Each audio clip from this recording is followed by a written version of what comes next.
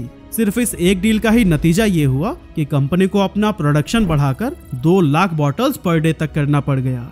Jet Airways के बाद से क्लियर ने एयर इंडिया के साथ भी डील फाइनल की और यहीं से उसका नाम लग्जरी हॉस्पिटैलिटी सेक्टर में गूंजने लगा। एयरलाइंस के बाद उन्होंने हॉलिडे इन और मैरियट जैसी बड़ी इंटरनेशनल होटल चेन्स के साथ में भी डील की और देखते ही देखते क्लियर सिर्फ एक बॉटल्ड वाटर ब्रांड नहीं बल्कि एक लग्जरी लाइफस्टाइल का हिस्सा बन गया। डिमांड अब काफी तेजी से बढ़ रही थी और नयन भी जानते थे कि स्केल करने के लिए खुद का इंफ्रास्ट्रक्चर होना बहुत जरूरी है। इसीलिए 2015 में उन्होंने अहमदाबाद में अपना पहला मैन्युफैक्चरिंग प्लांट सेटअप किया और फिर 2018 में सूरत के अंदर दूसरा प्लांट भी तैयार हो गया। प्रोडक्शन कैपेसिटी का ग्राफ अब रॉकेट की तरह ऊपर जा रहा था क्योंकि शुरुआत में जहां सिर्फ 2 लाख बॉटल्स पर डे बन रही थी वही 2018 तक ये बढ़कर 7 लाख बॉटल्स पर डे तक पहुंच गई थी।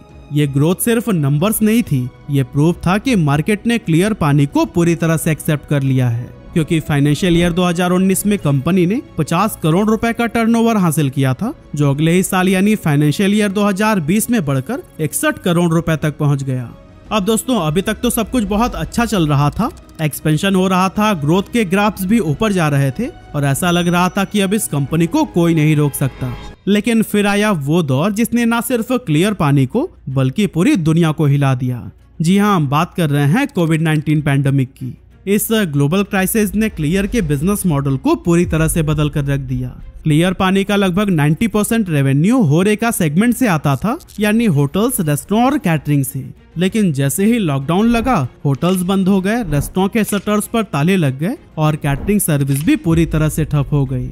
नतीजा, क्लियर पानी का बिजनेस लिटरली जीरो पर आ गया था और फाइनेंशियल ईयर 2021 आते आते कंपनी की हालत इतनी ज्यादा खराब हो गई थी कि इसका टर्नओवर गिरकर सिर्फ 43 करोड़ रुपए आ चुका था। साथ ही पहली बार कंपनी को 3.5 करोड़ रुपए का लॉस भी झेलना पड़ा।